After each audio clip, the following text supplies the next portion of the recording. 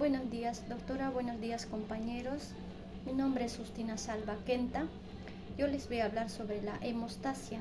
La hemostasia es una palabra que está formada por dos términos, que sería el hemo, que quiere decir sangre, estasis, que quiere decir detención. Juntando las dos palabras, estaríamos diciendo que la hemostasia significa detención del flujo de la sangre. Y la hemostasia es un proceso por el cual se van a formar coágulos sanguíneos en las zonas de la lesión afectada. Dentro de la hemostasia se va a dividir la hemostasia se va a dividir en dos, que serían trastornos hemorrágicos y trastornos trombóticos. Los trastornos hemorrágicos son caracterizados por el sangrado excesivo de alguna lesión que sucede. Y luego trastornos trombóticos a menudo son llamados trombos también, ¿no? Y son coágulos sanguíneos. Generalmente estos se ven en las enfermedades cardiovasculares. Ahora, la hemostasia normal es el proceso que va a participar principalmente en ello va a participar lo que son las plaquetas, que son factores de coagulación y que van a prevenir también o limitar el alcance de la hemorragia cuando hay hemorragia en diferentes zonas del cuerpo, ¿no? Por el suceso de la lesión vascular. Ahora, la hemostasia normal se va a dividir lo que es vasoconstricción arteriolar y hemostasia primaria, hemostasia secundaria. Lo que es vasoconstricción arteriolar se produce inmediatamente y reduce mucho el flujo sanguíneo en la área afectada. Luego, la hemostasia primaria es la formación del tapón plaquetario. La rotura del endotelio expone factor de von Willebrand, y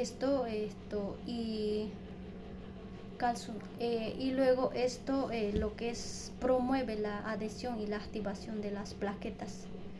Y la hemostasia secundaria es el depósito de febrina como tal, principalmente. Es por eso se dice hemostasia secundaria, porque donde se genera el depósito de la febrina. Este es un coágulo proteína procoagulante unida a la membrana que va a expresar normalmente las células subendoteliales de la pared vascular como células del músculo liso y los fibroblastos. Las células endoteliales son los reguladores centrales de la hemorragia. Ahora, dentro de ello vamos a tocar también el tema de las plaquetas. Las plaquetas son fragmentos de células sin núcleo, tienen una forma de disco y se desprenden de los megacardiocitos de la médula ósea y alcanzan el torrente sanguíneo. De esa forma llegan a alcanzar el torrente sanguíneo. Son esenciales, las plaquetas son esenciales en la hemorragia, porque van a formar el tapón primario que sella inicialmente el efecto vascular. Y luego, tras una lesión vascular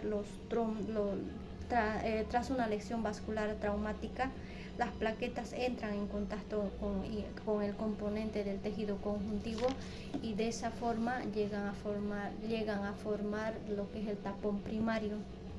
Ahora también vamos a hablar en lo que es la cascada de coagulación. ¿Qué es la cascada de la coagulación? ¿Cómo es el proceso? Es la secuencia de eventos enzimáticos.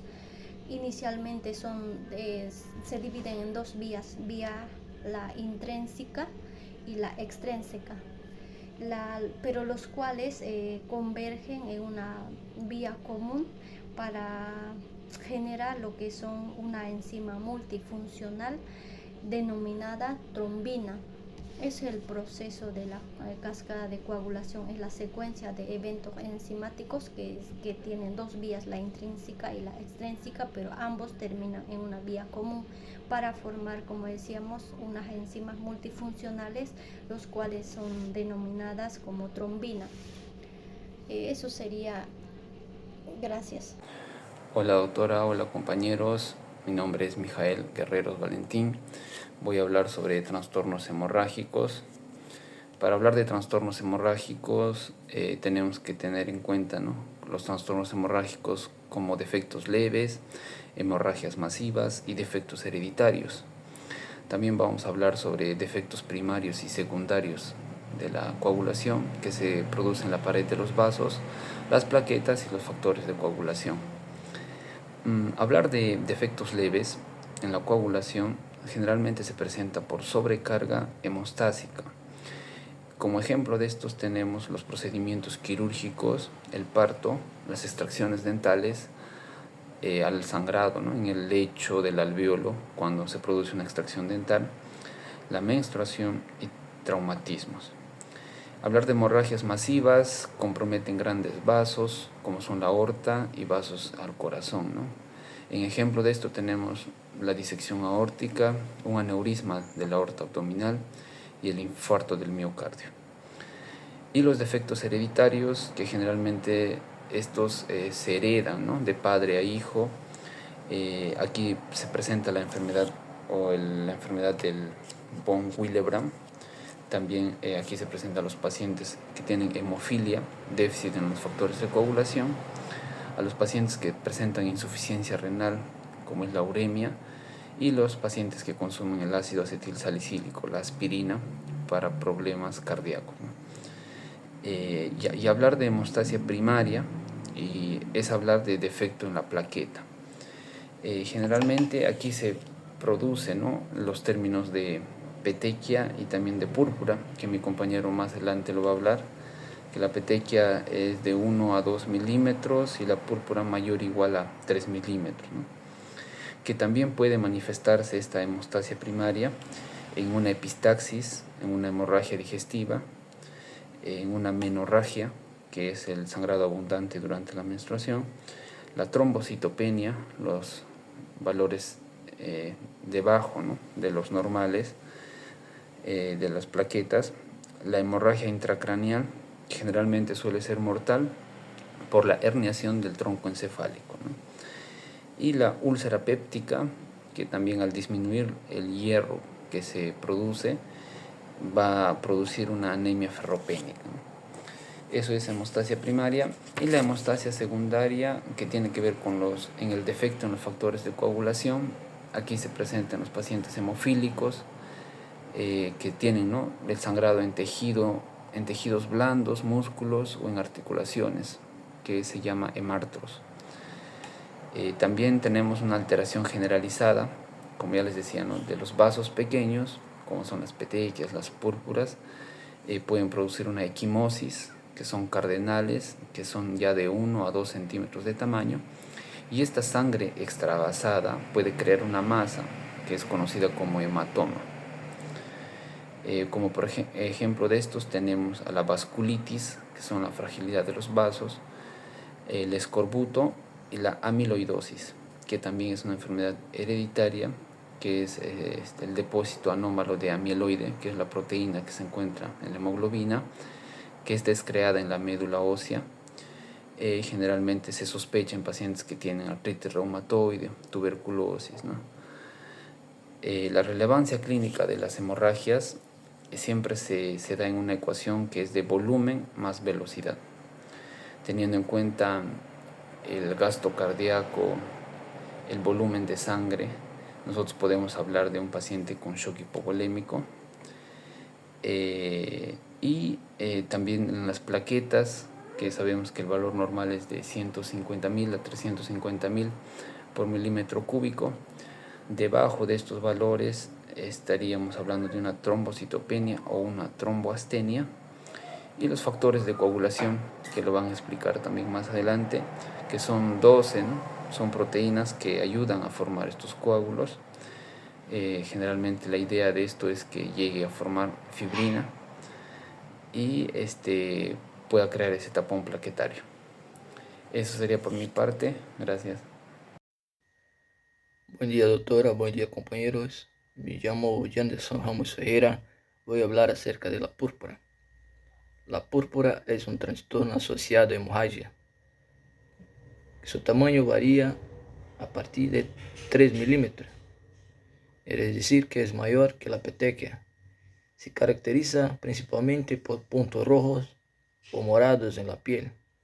Dice Joven y Contran que su principal causa es el rompimiento de capilares en la mucosa y en la piel, que son especialmente susceptibles a rupturas, y que las plaquetas, si llegan a estos defectos inmediatamente, con intuito de cesar esta hemorragia. Por eso genera este color morada o roja. Existen tres principales causas de la púrpura. La primera, que es la alteración en la hemostasis primaria, que son los defectos de las plaquetas que generan la enfermedad de Willebrand. Segundo, alteraciones en la hemostasis secundaria, que son defectos de los factores de coagulación, que pueden generar la enfermedad de púrpura Ernst, que es una enfermedad que causa infección y también sangrado en los vasos sanguíneos. También tenemos la tercera causa, que es alteraciones generalizadas con afectaciones en los pequeños vasos, que se manifiestan por la púrpura palpable. Esto ya es una causa más grave, donde el paciente ya tiene en su piel una forma elevada, anormal, de color rojo o morado. Esto ya es la púrpura de alteraciones generalizadas. Y también una enfermedad causada por la alteración en la hemostasia, que dice la primera causa de la púrpura. Un ejemplo es la púrpura trombocitopenia, causada por encuentros bajos de plaqueta que impiden la coagulación normal de sangrado. El tratamiento de la púrpura puede incluir medicamentos como inmunoglobulina y también corticosteroides, llegando hasta ser necesaria la transfusión de sangrado o plaquetas o hasta cirugía. Eso depende de la gravedad de la enfermedad. Y también tenemos su prevención. ¿Cómo prevenir la púrpura? La púrpura se puede prevenir a través de un estilo de vida saludable, de su alimentación y de ejercicio físico. Además, la púrpura también puede ser causada por uso excesivo de anticoagulantes. Entonces no se indica que sea utilizado anticoagulantes sin la supervisión médica, que puede generar como efecto la púrpura. Además, doctora, quiero agradecer. Gracias, amigos. Buenas tardes, mi nombre es Deina Velarda Lanis. Yo les voy a hablar acerca de las petequias. Las petequias son manchas rojas, redondeadas, sin relieves, que se producen por un sangrado en los capilares sanguíneos. Su formación no es dolorosa, ni pica, ni da ninguna sensación cutánea. La sangre también se puede acumular bajo el tejido en zonas planas más grandes llamadas púrpuras o en zonas con hematomas grandes llamadas equimosis.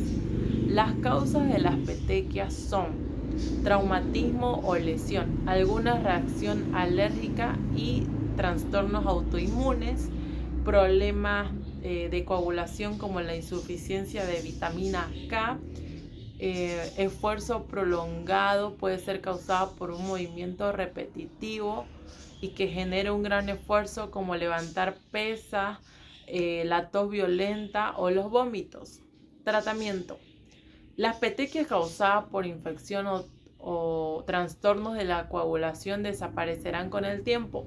En el caso de que sea el resultado de un efecto secundario de algún medicamento, es probable que las petequias solo desaparezcan cuando la persona suspenda el tratamiento, razón por la cual es importante acudir al médico para que evalúe la posibilidad de sustituir dicho fármaco por otro que no cause un efecto secundario.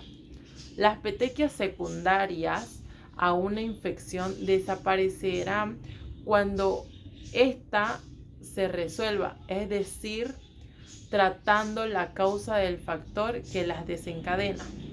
Gracias. Muy buenas tardes, doctora, compañeros, compañeras. Mi nombre es Fabiola Juchani Chaira y yo les voy a hablar sobre el tema de trastorno hemodinámico de los subtítulos, que es el shock. El shock es un estado de insuficiencia respiratoria que altera la perfusión tisular y llega a provocar la hipoxia celular. En el inicio del shock se da una lesión reversible que se puede todavía controlar. Ya después, a mediado que si uno lo deja pasar, el shock reversible llega a ser el shock de lesión irreversible, ¿ya? Y eso es lo que puede causar la muerte. El shock puede llegar a complicar muchas situaciones. Por ejemplo, está la hemorragia, quemaduras, traumatismos extensos. También tenemos los infartos, embolia de pulmón y sepsis microbiana. Tenemos tres causas principales del shock, que es shock cardiógeno, shock hipovolémico y shock séptico. Bueno, voy a explicarle cada una de estas partes. El shock cardiógeno se da por un gasto cardíaco y también por una insuficiencia de la bomba miocardia, que se da en la intrínseca es por un infarto, y también se da arritmias ventriculares. En la compresión extrínseca se da por el taponamiento cardíaco y la obstrucción de salida. El shock hipovolémico se da también por gasto cardíaco bajo y por un volumen sanguíneo muy reducido, que se da esto, más que todo podemos verlo en las hemorragias masivas y también la pérdida de líquido que se da en las quemaduras graves. Shock séptico es uno de los subgrupos de la sepsis, donde hay anomalías circulatorias, celulares, metabólicas, que se asocian a un mayor riesgo de mortalidad. El síndrome de respuesta inflamatoria sistémica es un trastorno de tipo séptico que se da de la inflamación sistémica. Por ejemplo, podemos ver quemaduras, traumatismos y pancreatitis. Vamos a hablar también un poco más de la patogenia del shock séptico, que es una de las más frecuentes por las causas de las enfermedades, más que todo que se da en las personas. Este shock séptico más que todo se da por la frecuencia de infección de las bacterias gram negativas como también gram positivas, y también los hongos. En respuestas inflamatorias tenemos receptores a las células del sistema inmunitario innato que desencadenan una respuesta proinflamatoria. Los probables iniciadores de la inflamación tenemos a las dos vías a continuación, que vemos a los receptores de tipo TOL, que reconocen múltiples sustancias bacterianas que están asociados y acoplados a los patrones moleculares patógenos PAM y patrones moleculares de daño, que es DAM. Y también estos receptores acoplados de la proteína G que inducen a los péptidos bacterianos, y receptores de leptina de tipo C. Anomalías metabólicas. En los pacientes séptimos, las personas presentan resistencia a la insulina y a la hiperglucemia, donde también sabemos muy bien que la hiperglucemia reduce la actividad de los neutrófilos contra la actividad bacteriana y causa un aumento de la expresión de moléculas de adhesión en las células endoteliales. El estado hiperinflamatorio desencadena mecanismos inmunodepresores contrarreguladores en los que participan la respuesta inmunitaria innata y adaptativa. Difusión de órganos. En difusión del órgano tenemos a la hipotensión sistémica, el edema intersticial, la disfunción microvascular y la trombosis de pequeños vasos, que esto reduce el aporte de oxígeno y nutrientes hacia los tejidos debido a la hipoxia celular. No logran utilizar los adecuados nutrientes para que puedan llegar. Mayor permeabilidad vascular y lesión endotelial pueden provocar el síndrome de insuficiencia respiratoria aguda. Estos factores más que todo es causas por las insuficiencias de múltiples órganos. Por ejemplo, están especialmente los riñones, hígado, pulmones, corazón. Y todo esto por esta causa puede llegar a la muerte de la persona. La gravedad y el pronóstico del shock séptico tiene mucho que ver depende de toda la extensión y virulencia de infección. También tiene mucho que ver del estado inmunitario del huésped, que de otras enfermedades contaminantes y el patrón y el grado de producción de mediadores. Por ejemplo, con la influenza sabemos muy bien que es muy contagiosa, y entonces eso es muy depende del sistema inmunitario que tengamos cada persona. Algunas personas son bien fuertes, que tienen un buen sistema inmunitario y entonces no se enferman fácilmente, pero hay otras personas que no tienen muy buena su sistema inmunitario y entonces llegan a enfermarse, porque solo contagiarse. Entonces por eso tenemos mucho la importancia de que cómo esté nuestro estado del sistema inmunitario, y es siempre bueno pues no alimentarse de buena manera para tener un fuerte sistema inmunitario y no nos podamos enfermar fácilmente. En uno de los tratamientos son los antibióticos para poder también mantener una presión arterial normal y que no haya la hipoxia tisular. El shock séptico es un estado de hipoperfusión tisular sistémica debido a la reducción del gasto cardíaco y disminución del volumen sanguíneo circulante eficaz. Entonces, como ya vimos los tipos de shock, el tipo de shock cardiógeno más que todo se da en infartos, miocardios, arritmias, y el shock hipovolémico se da en hemorragias. Es una pérdida de líquido, ¿no? Se dan hemorragias, quemaduras, diarrea. Y en el shock séptico más que todo se dan por las infecciones, ya sea bacteriana o por causa de virus u hongos. Bueno, eso sería todo lo que yo les hablé sobre el shock. Espero que me hayan entendido y pues que tengan un buen día.